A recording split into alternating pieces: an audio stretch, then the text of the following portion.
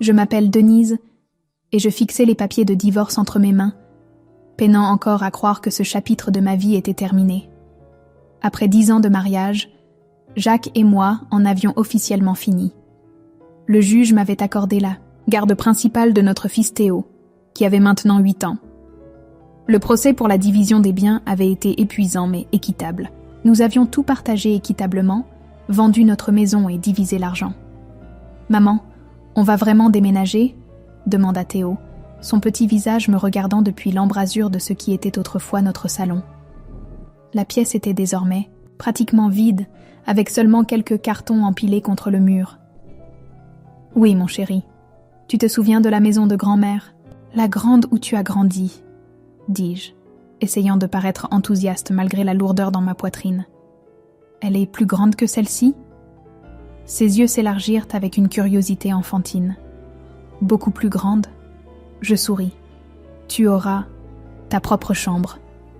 Et il y a un énorme jardin où tu pourras jouer. » La vérité, c'est que j'avais hâte de quitter l'État. Trop de souvenirs des beuveries de Jacques, de ses nuits tardives, et finalement de l'avoir surpris avec cette femme de son bureau. J'avais besoin d'un nouveau départ, et ma ville natale semblait l'endroit parfait. De plus, j'y possédais déjà une maison, celle que les parents de mon père m'avaient laissée à leur décès. Mon père était décédé quand j'avais 16 ans.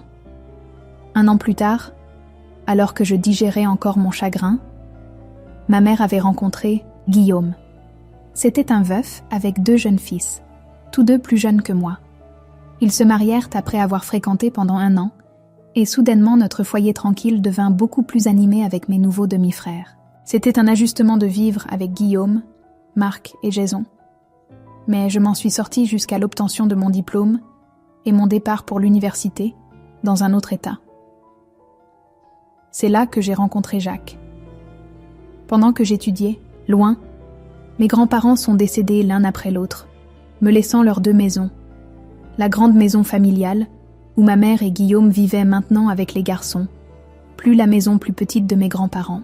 Jacques et moi avons vendu la petite maison, combiné cet argent avec ses économies et acheté la propriété que nous venions de vendre. Pendant ce temps, ma mère, Guillaume et mes demi-frères continuaient à vivre dans ma maison. Ça ne me dérangeait pas. J'étais à des heures de là avec ma propre vie. Au fil des années, je leur rendais visite régulièrement, surtout après la naissance de Théo. Ils jouaient avec mes demi-frères, bien que la différence d'âge signifiait qu'ils étaient plus comme des oncles pour lui que des cousins. La dernière fois que nous avions visité était probablement il y a 2 ans, quand Théo avait 6 ans. Ce soir-là, j'ai appelé ma mère pour lui annoncer la nouvelle de notre déménagement. « Salut maman », ai-je dit quand elle a décroché. « C'est officiel, le divorce est finalisé et nous avons vendu la maison. Écoute, j'ai réfléchi. Théo et moi allons revenir vivre à la maison, dans ma maison. » La ligne devint étrangement silencieuse. « Maman, tu es là ?»« Oui, je suis là, » dit-elle enfin. « C'est juste que... il n'y a pas beaucoup d'espace en... ce moment. » Je fronçai les sourcils. « Que veux-tu dire ? C'est une maison à 5 chambres. »« Eh bien, tu sais, Guillaume et les garçons sont ici, » dit-elle. « Et la petite amie de Marc a emménagé récemment aussi. »« La petite amie de Marc ?» dis-je, surprise. Je ne savais pas. Eh bien, peu importe. C'est une grande maison, maman. Il y a largement de la place pour Théo et moi aussi. Un autre silence. Je suppose que nous pouvons libérer quelques chambres, dit-elle finalement, la voix tendue. Quelque chose dans cette conversation me laissait mal à l'aise, mais je l'ai mise de côté. J'avais assez à me soucier avec le déménagement, emballer 8 années de souvenirs et préparer Théo pour une nouvelle école. Les 2 semaines suivantes passèrent à toute vitesse. J'ai arrangé pour travailler à distance. Être designer graphique pour une entreprise de design d'intérieur avait ses avantages. Nous avons emballé uniquement ce dont nous avions besoin, laissant derrière les meubles et tout ce qui me rappelait mon mariage raté. Le jour de notre arrivée, j'ai conduit jusqu'à l'allée familière de la maison de mon enfance. La grande maison de style victorien semblait la même, avec sa véranda et ses grands chênes dans la cour avant. J'ai ressenti un sentiment de retour aux sources en garant la voiture. Je me suis approchée de la porte d'entrée et, par habitude, j'ai sorti ma clé, mais quand j'ai essayé de l'insérer dans la serrure, elle ne rentrait pas. J'ai froncé les sourcils, essayant à nouveau, mais il était évident que les serrures avaient été changées. « C'est bizarre », murmurai-je. Théo leva les yeux vers moi. « Qu'est-ce qui ne va pas ?»« Rien », dis-je rapidement. « Sonnons simplement. » Après un moment, ma mère ouvrit la porte. Son sourire semblait forcé, ses yeux ne croisant pas tout à fait les miens. « Denise, Théo, vous êtes là. » Elle nous serra tous les deux dans ses bras, mais quelque chose semblait bizarre. « Entrez, entrez. Tout le monde est impatient de vous rencontrer. » En entrant, j'ai observé le hall d'entrée familier avec un regard neuf. Il semblait différent. Des meubles que je ne reconnaissais pas, des photos que je n'avais jamais vues. Dans le salon se tenait Guillaume, l'air plus âgé que dans mes souvenirs, ainsi que Marc et Jason, devenus de jeunes hommes depuis ma dernière visite. Il y avait aussi une jeune femme que je n'avais jamais rencontrée, se tenant près de Marc. « Denise, bienvenue à la maison », dit Guillaume, en s'avançant pour me serrer la main. Bien que je le connaisse depuis des années, quelque chose semblait différent maintenant. Il y avait une tension dans la pièce presque palpable. « Merci Guillaume », dis-je, repoussant mon malaise. « Voici Théo, même s'il a un peu grandi depuis la dernière fois que vous l'avez vu. » Mon fils fit un signe timide derrière mes jambes. « Laisse-moi vous montrer vos chambres », dit ma mère en nous guidant à l'étage. La chambre de Théo était au bout du couloir, la plus petite chambre de la maison, à peine assez grande pour un lit simple et un petit bureau. « Maman !» Je l'ai prise à part pendant que Théo explorait son petit espace. Cette chambre est trop petite pour lui. Il a besoin d'espace pour ses jouets et d'un bureau convenable pour ses devoirs. Le visage de ma mère se crispa. « Toutes les autres chambres sont occupées, Denise. »« Ce n'est pas vraiment mon problème, » dis-je en essayant de garder ma voix égale. « C'est ma maison, et mon fils a besoin d'une chambre convenable. » Les narines de ma mère se dilatèrent, mais elle acquiesça d'un mouvement raide. Elle appela Marc et Jason, leur demandant de libérer la pièce qu'ils utilisaient comme salle de sport à domicile. Ils n'avaient pas l'air contents, mais ils ont obtempéré. J'ai immédiatement commandé de nouveaux meubles en ligne pour Théo et moi. En attendant, ma mère nous a apporté des lits pliants pour la nuit. « Le dîner est à 18h, dit-elle sèchement, avant de nous laisser déballer le peu que nous avions apporté.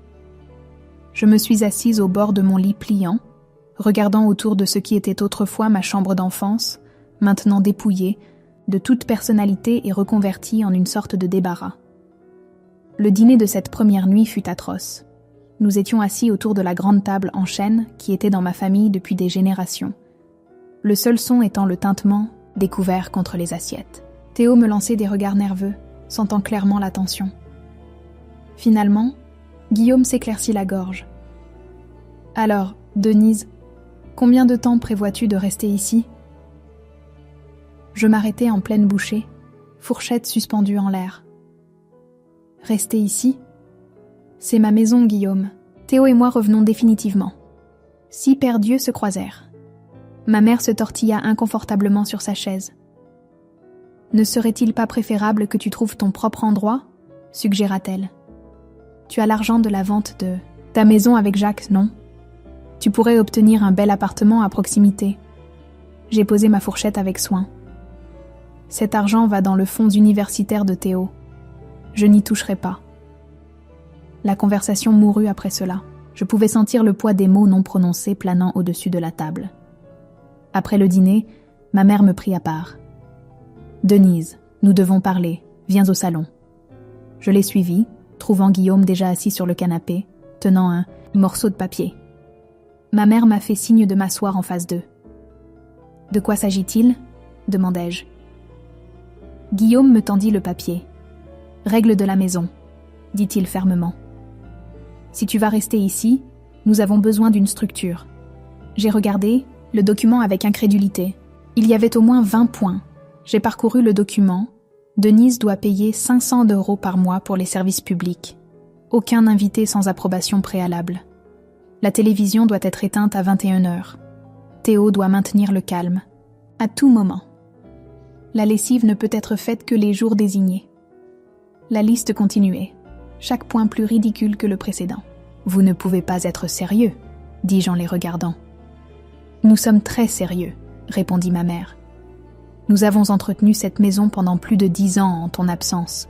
Ces règles ont permis au foyer de fonctionner harmonieusement. » J'ai pris une profonde respiration, essayant de contrôler ma colère montante. « Maman, je dois te rappeler que c'est légalement ma maison. C'est moi qui devrais faire les règles ici, pas les suivre. » Le visage de ma mère se durcit. « J'ai été la gardienne de cette maison depuis ton départ. Cela fait de moi la maîtresse légitime de ce foyer. J'étais abasourdie par son audace, mais j'ai décidé de ne pas provoquer de scène lors de notre première nuit. J'y réfléchirai, dis-je en pliant le papier et en m'éloignant. Le lendemain matin, les meubles que j'avais commandés sont arrivés. J'ai dirigé les déménageurs où placer tout et aidé à assembler les pièces. Théo était ravi de son nouveau lit et bureau. Après le départ des livreurs, j'ai passé des heures à nettoyer les matériaux d'emballage et à organiser nos affaires. Je finissais tout juste quand ma mère est apparue dans l'embrasure de la porte, tenant le papier des règles. « Tu as enfreint la règle numéro 7, annonça-t-elle. Pas d'étrangers dans la maison sans permission. » J'ai ri, pensant qu'elle plaisantait. « C'étaient des livreurs, maman. Ils ont apporté nos meubles.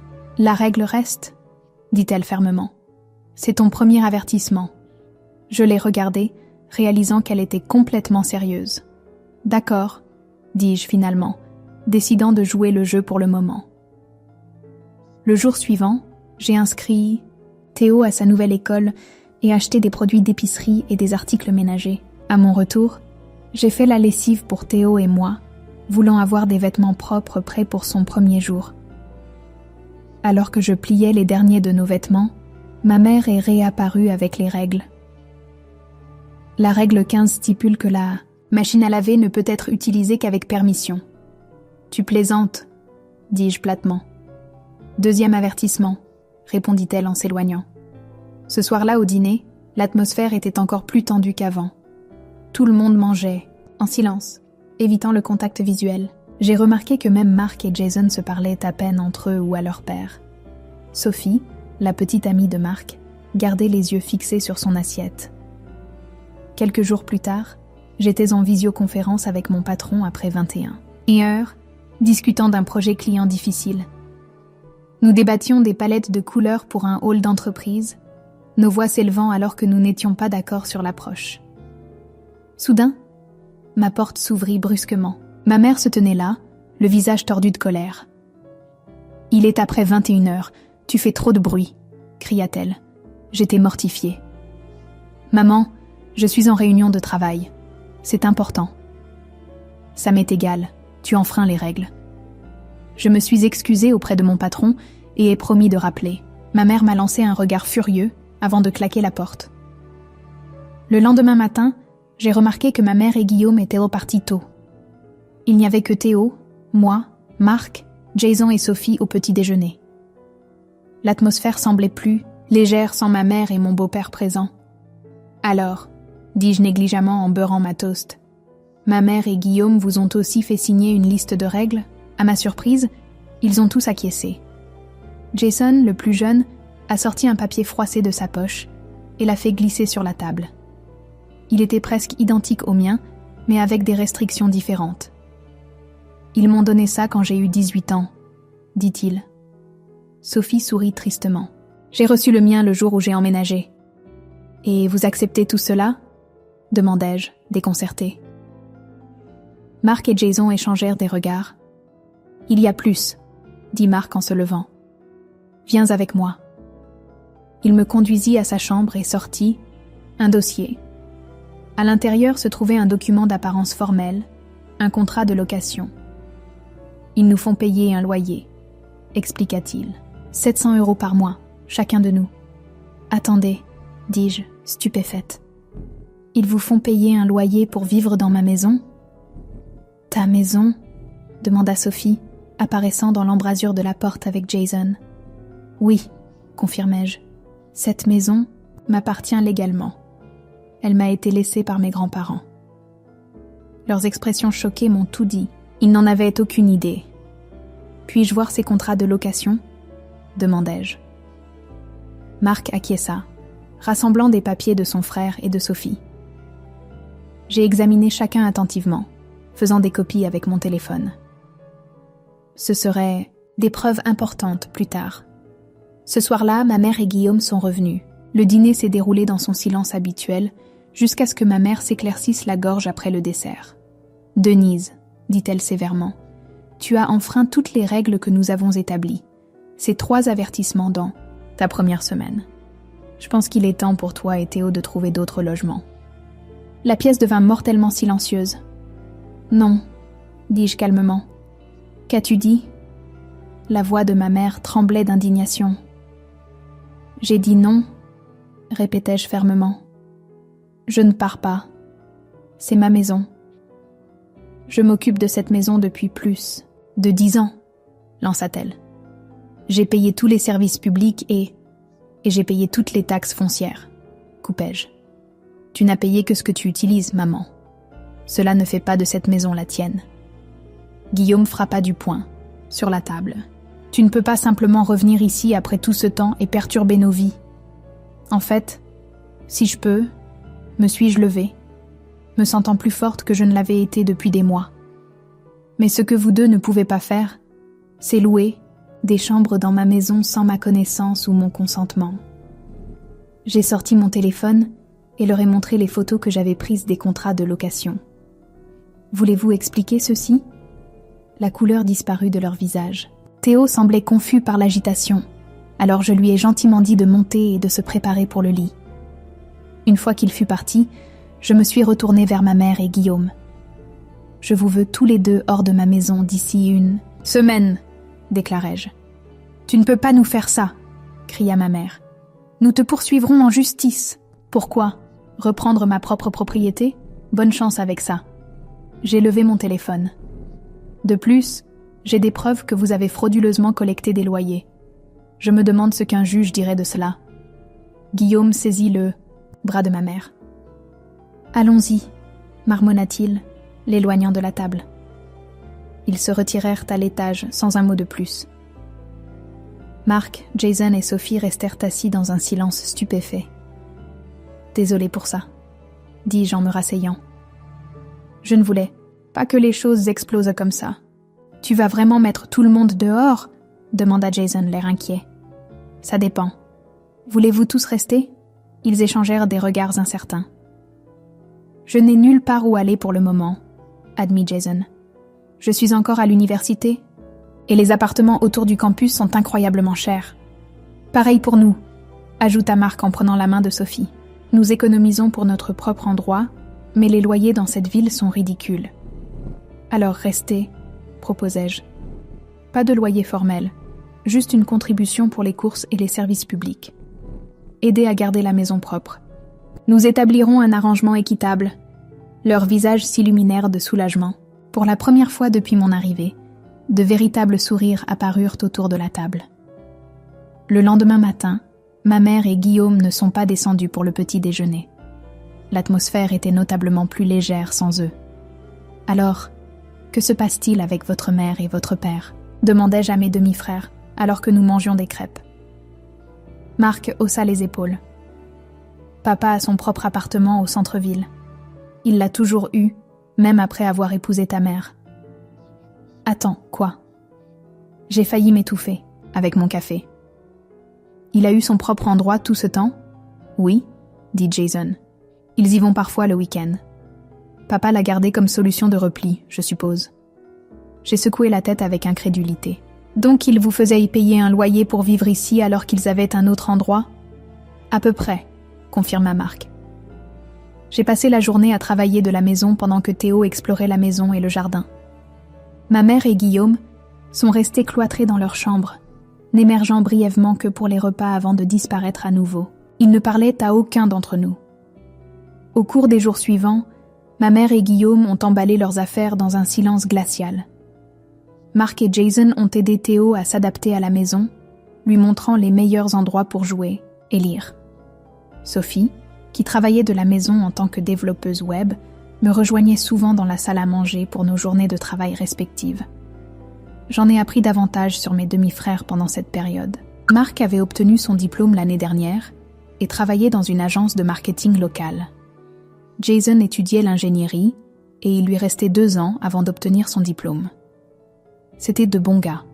Rien à voir avec les personnes, tendues et silencieuses que j'avais d'abord rencontrées à mon arrivée. « Maman et papa vous faisaient vraiment marcher sur des œufs, hein ?» commentai-je un soir, alors que nous jouions à des jeux de société dans le salon. « Tu n'as aucune idée, » dit Sophie en lançant les dés. Tout était une violation potentielle. Des règles. Nous vivions pratiquement dans nos chambres pour éviter les problèmes. « Papa n'a pas toujours été comme ça, » ajouta Jason. « Il a changé après avoir épousé ta mère. »« Ma mère n'a pas toujours été comme ça non plus, » soupirai-je. Elle était chaleureuse et amusante. Je ne sais pas ce qui s'est passé. « L'argent, » dit Mark simplement. Ils sont devenus avides. Ils ont vu une grande maison dont ils pouvaient y profiter. On créé toutes ces règles pour contrôler tout le monde et nous ont menacés de nous expulser si nous ne payions pas. Le 7e jour, je suis descendue pour trouver ma mère et Guillaume debout près de la porte avec leurs valises. Ils n'ont pas dit au revoir, n'ont regardé aucun d'entre nous. Ils sont simplement sortis et partis en voiture. La maison sembla exhaler quand ils sont partis, comme si un poids avait été levé. Cette nuit-là, nous avons commandé des pizzas et mangé dans le salon, quelque chose qui avait été strictement interdit sous leur régime. « Au nouveau départ », dis-je en levant ma canette de soda. Tout le monde a trinqué, et pour la première fois depuis mon retour à la maison, j'ai eu l'impression d'avoir pris la bonne décision. Plus tard, allongée dans mon lit en regardant le plafond, je me suis demandé si je parlerais un jour à ma mère. La douleur était profonde des 2 côtés. Une partie de moi pleurait la relation que nous avions eue, mais une autre partie reconnaissait que cette relation avait peut-être été une illusion depuis le début. 2 semaines passèrent et la vie s'installa dans un rythme confortable. Théo a commencé l'école et semblait bien s'adapter, se faisant de nouveaux amis et rentrant à la maison avec des histoires sur son enseignante et ses camarades de classe. J'ai trouvé une bonne routine de travail, installant un véritable bureau à domicile dans ce qui était autrefois la salle de couture de ma mère. Sans les règles oppressives planant au-dessus de nos têtes, la maison s'est transformée. Nous cuisinions à tour de rôle, mangions ensemble la plupart des soirs et parlions réellement les uns avec les autres. Les demi-frères que je connaissais à peine sont devenus plus comme une famille avec chaque jour qui passait. Un soir, alors que Jason aidait Théo avec un projet scientifique dans la cuisine, j'ai trouvé Mark triant quelques boîtes dans le garage. « Besoin d'aide ?» proposai-je en retroussant mes manches. « Je regarde juste les vieilles affaires de papa », dit-il en poussant une boîte de côté. Il a laissé quelques trucs. J'ai ramassé un album photo, feuilletant des images de Mark et Jason, enfants, certaines avec leur père, d'autres avec ma mère. Tu sais, je n'ai jamais demandé comment tu te sentais à propos de tout ça. Je veux dire, leur départ. Mark s'assit sur une caisse renversée. Honnêtement, c'est un soulagement. Ces règles, le sentiment constant de marcher sur des œufs, ça ne me manque pas du tout. Mais ils sont toujours ta famille. Oui, et j'appellerai probablement papa la semaine prochaine. Mais vivre avec eux, il secoua la tête. Je me porte mieux ici, si tu veux bien de moi. Bien sûr, l'ai-je assuré. Toi et Jason êtes les bienvenus aussi longtemps que vous en aurez besoin. Il acquiesça avec gratitude. Il y a autre chose que tu devrais savoir, dit-il en atteignant un tiroir et en sortant un dossier. J'ai trouvé ça hier. À l'intérieur se trouvaient des relevés bancaires montrant des dépôts mensuels de 2100 €, exactement le loyer total qu'ils avaient collecté de Mark, Jason et Sophie. Ils économisaient tout, murmurai-je en feuilletant les pages. Plus de 75 000 € sur ce compte. Oui, pendant que nous luttions pour payer le loyer, mangions de la nourriture bon marché et portions des vêtements d'occasion, ils mettaient tout à la banque. Sa voix était plate, résignée. J'ai apporté les relevés à l'intérieur, les ajoutant à la pile croissante de preuves, montrant à quel point le plan de ma mère et de Guillaume avait été calculé. Cette nuit-là, je suis restée éveillée pensant à ma mère. Comment avait-elle changé si drastiquement, passant de la femme chaleureuse et aimante qui m'avait élevée à quelqu'un qui exploiterait sa propre famille pour le profit? Était-ce l'influence de Guillaume, ou ce côté d'elle avait-il toujours été là, attendant les bonnes circonstances pour émerger? Le lendemain matin, alors que je préparais le petit déjeuner, Sophie s'est approchée de moi avec hésitation. « Denise, puis-je te parler de quelque chose ?»« Bien sûr, » dis-je en retournant une crêpe. « Qu'est-ce qu'il y a ?» Marc et moi avons parlé. Nous voulons déménager d'ici la fin de l'année. Je me suis tournée vers elle. « Vous n'êtes pas obligés de partir. Vous êtes les bienvenus ici.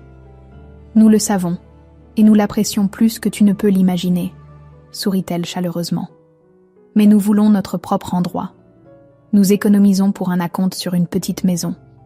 C'est merveilleux, Sophie. Grâce à toi, nous pouvons vraiment nous le permettre maintenant. Sans ce loyer ridicule au-dessus de nos têtes, nous avons pu économiser beaucoup plus. » Au cours du mois suivant, notre famille improvisée a trouvé son rythme.